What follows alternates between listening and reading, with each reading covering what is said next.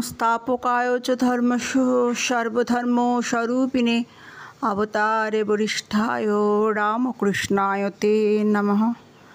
প্রিয় ভাই বোন বন্ধু গুরুজন সকলকে ভালোবাসা এবং শ্রদ্ধা জানাই। আজ আমরা শুনব শ্রীরামকৃষ্ণ কথামৃত থেকে মুক্ত পুরুষের শরীর ত্যাগ কি আত্মহত্যা। দক্ষিণেশ্বর কালীবাড়িতে শ্রীযুক্ত বিজয়কৃষ্ণ গোস্বামী ভগবান শ্রীরামকৃষ্ণকে দর্শন করিতে আসিয়াছেন, সঙ্গে ৩-৪টি ব্রাহ্মভক্ত। 19শে অগ্রহায়ণ শুক্লা চতুর্থী তিথি বৃহস্পতিবার, ইংরাজি 14 ডিসেম্বর 1882 খ্রিস্টাব্দ।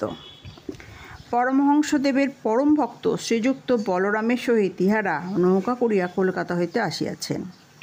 শ্রীরামকৃষ্ণ মধ্যাহ্নকালে সবেমাত্র একটু বিশ্রাম করিতেছেন।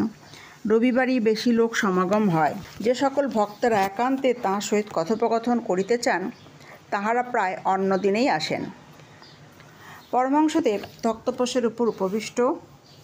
বিজয়, বলরাম, মাস্টার এবং অন্যান্য ভক্তরা পশ্চিমাস্য হইয়া তাহার দিকে মুখ করিয়া কেহ মাদুরের উপর, কেহ শুধু মেঝের উপর বসিয়া আছেন। ঘরের পশ্চিম দিকে দ্বার মধ্য দিয়া ভাগীরথী দেখা যাইতেছিল। শীতকালে স্থিরা স্বচ্ছ সলিলা ভাগীরথী। দ্বারের পরই পশ্চিমের অর্ধমণ্ডলাকার বারান্দা, তৎপরই পুষ্পোদ্যান, তারপর পোস্তা। পোস্তার পশ্চিম গায়ে পুণ্যসলিলা কলুসারিণী গঙ্গা যেন ঈশ্বর মন্দিরের পাদমূল আনন্দে ধৌত করিতে করিতে যাইতেছিলেন। শীতকাল, তাই সকলের গায়ে গরম কাপড়। বিজয় শূলবেদনায় দারুণ যন্ত্রণা পান, তাই সঙ্গে শিশি করিয়া ঔষধ আনিয়াছেন। ঔষধ সেবনের সময় হইলে খাইবেন। বিজয় এখন সাধারণ ব্রাহ্ম সমাজের একজন বেতনভোগী আচার্য। সমাজের বেদির উপর বসিয়া তাহাকে উপদেশ দিতে হয়। তবে এখন সমাজের সহিত নানা বিষয়ে মতভেদ হইতেছে। কর্ম স্বীকার করিয়াছেন, কি করেন, স্বাধীনভাবে কথাবার্তা বা কার্য করিতে পারেন না।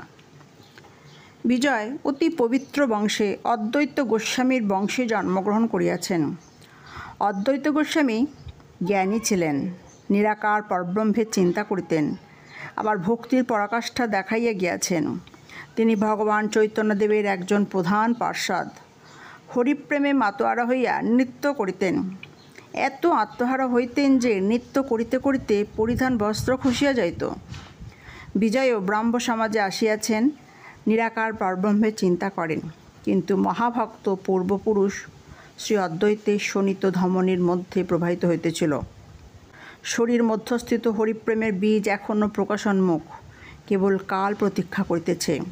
তাই তিনি ভগবান শ্রীরামকৃষ্ণের দেবদুর্লভ হরিপ্রেমে গড়গড় মাতোয়ারা অবস্থা দেখিয়া মুক্ত হইয়াছেন। মন্ত্রমুগ্ধ সর্প যেমন ফনা ধরিয়া সাপুরের কাছে বসিয়া থাকে, বিজয়ও পরমহংসদেবের সেই মুখনিসৃত ভাগবত শুনিতে শুনিতে মুগ্ধ হইয়া তাহার নিকটে বসিয়া থাকেন। আবার যখন তিনি হরিপ্রেমে বালকের ন্যায় নৃত্য করিতে থাকেন, বিজয়ও তাহার সঙ্গে নৃত্য করিতে থাকেন। বিষ্ণুর হৃদয়ে বাড়ি, তিনি গলায় খুর দিয়া শরীরত্যাগ করিয়াছেন। আজ প্রথমে তাহারই কথা হইতেছে। শ্রীরামকৃষ্ণ বিজয় মাস্টার ভক্তদের প্রতি, দেখো, এই ছেলেটি শরীরত্যাগ করেছে শুনলুম, মনটা খারাপ হয়ে রয়েছে। এখানে আসতো, স্কুলে পড়তো, কিন্তু বলতো সংসার ভালো লাগে না। পশ্চিমে গিয়ে কোনো আত্মীয়ের কাছে কিছুদিন ছিল। সেখানে নির্জনে, মাঠে, বনে, পাহাড়ে সর্বদা বসে ধ্যান করত। বলেছিল যে কত কি ঈশ্বরীয় রূপ দর্শন করি। বোধহয় শেষ জন্ম, পূর্বজন্মে অনেক কাজ করা ছিল, একটু বাকি ছিল, সেইটুকু বুঝি এবার হয়ে গেল। পূর্বজন্মের সংস্কার মানতে হয়। শুনেছি একজন সব সাধন করছিল, গভীর বনে ভগবতীর আরাধনা করছিল, কিন্তু সে অনেক বিভীষিকা দেখতে লাগলো। শেষে তাকে বাঘে নিয়ে গেল। আর একজন বাঘের ভয়ে নিকটে একটা গাছের উপর উঠেছিল। সব আর অন্যান্য পূজার উপকরণ তৈরি দেখে সে নেমে এসে আচমন করে সবের উপর বসে গেল। একটু জপ করতে করতে মা সাক্ষাৎকার হলেন ও বললেন, আমি তোমার উপর প্রসন্ন হয়েছি, তুমি বর নাও। মার পাদপদ্মে পরিণত হয়ে সে বললে, মা, একটা কথা জিজ্ঞাসা করি, তোমার কাণ্ড দেখে আমি অবাক হয়েছি।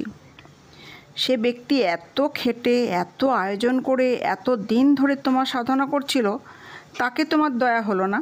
আর আমি কিছু জানি না, শুনি না, ভজনহীন, সাধনহীন, জ্ঞানহীন, ভক্তিহীন, আমার উপর এত কৃপা হলো? ভগবতী হাসতে হাসতে বললেন, বাছা, তোমার জন্মান্তরের কথা স্মরণ নাই। তুমি জন্ম জন্ম আমার তপস্যা করেছিলে, সেই সাধন বলে তোমার এরূপ জোটপাট হয়েছে। তাই আমার দর্শন পেলে। এখন বলো, কী বর চাও? একজন ভক্ত বলিলেন, আত্মহত্যা করেছে শুনে ভয় হয়। শ্রীরামকৃষ্ণ, আত্মহত্যা করা মহাপাপ। ফিরে ফিরে সংসারে আসতে হবে, আর এই সংসার যন্ত্রণা ভোগ করতে হবে। তবে যদি ঈশ্বরের দর্শন হয়ে কেউ শরীর ত্যাগ করে, তাকে আত্মহত্যা বলে না। সে শরীর ত্যাগের দোষ নাই। জ্ঞান লাভের পর কেউ শরীর ত্যাগ করে। যখন সোনার প্রতিমা একবার মাটির ছাঁচে ঢালাই হয়, তখন মাটির ছাঁচ রাখতেও পারে, ভেঙে ফেলতেও পারে। আজ এখানেই শেষ করছি। ভিডিওটি ভালো লাগলে লাইক, কমেন্ট, শেয়ার এবং সাবস্ক্রাইব করবেন, কারণ আপনাদের ভালোবাসাই আমার পথ চলার প্রেরণা।